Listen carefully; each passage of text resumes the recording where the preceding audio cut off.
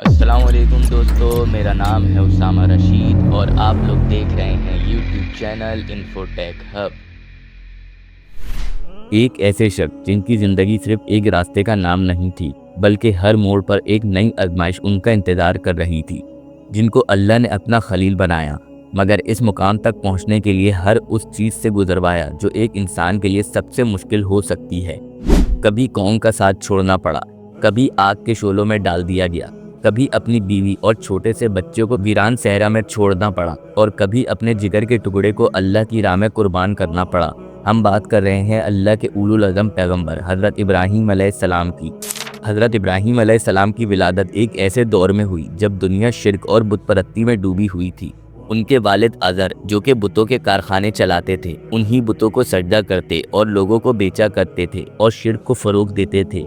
लेकिन जब इब्राहीम अलैहिस्सलाम ने अपनी आंखें खोली तो उनका ज़हन इस बात को तस्लीम नहीं कर सकता था कि कैसे ये बेजान पत्थर इंसानों की किस्मत का फैसला कर सकते हैं। उनका बचपन ही इसी सोच में गुजर गया कि ये जो लोग कर रहे हैं, क्या ये सच भी है।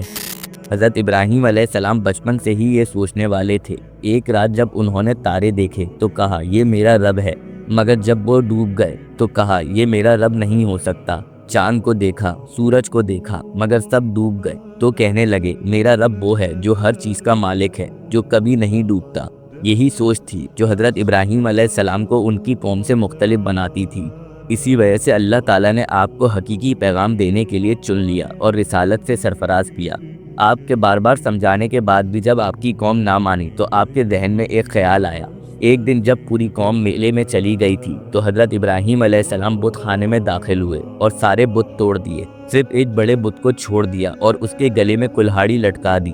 जब लोग वापस आए तो बहुत परेशान हुए कि आखिर ये सारे बुत किसने तोड़े। लोगों ने हज़रत इब्राहीम अलैहिस्सलाम का रुख किया तो हज़रत इब्राहीम अलैहिस्सलाम ने कहा, इस बड़े बुत से पूछो अगर ये बोल सकता है। ये सुनकर लोगों ने बोला कि ये बुत तो खुद कुछ नहीं कर सकते। तो हज़रत इब्राहीम अलैहिस्सलाम ने फरमाया, तो तुम फिर इसकी पूजा क्यों करते हो। जब इब्राहीम अलैहिस्सलाम की बातें बर्दाश्त ना हो सकी तो लोगों ने हज़रत इब्राहीम अलैहिस्सलाम को जला देने का फ़ैसला किया।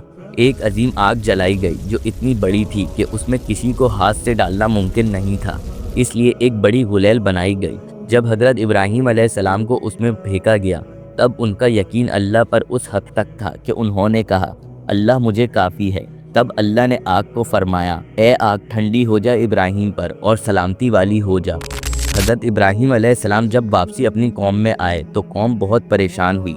हज़रत इब्राहीम अलैहिस्सलाम ने वापसी तौहीद का पैगाम देना शुरू कर दिया, लेकिन उनकी कौम सुनने को तैयार नहीं थी।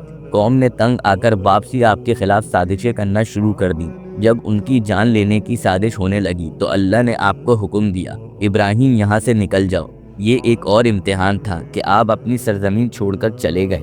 इब्राहीम अलैहिस्सलाम ने अपनी बीवी हज़रत सारा अलैहिस्सलाम और भतीजे हज़रत लूत अलैहिस्सलाम के साथ हिजरत कर ली। पहले आप फ़लस्तीन गए, फिर मिस्र और फिर मक्का।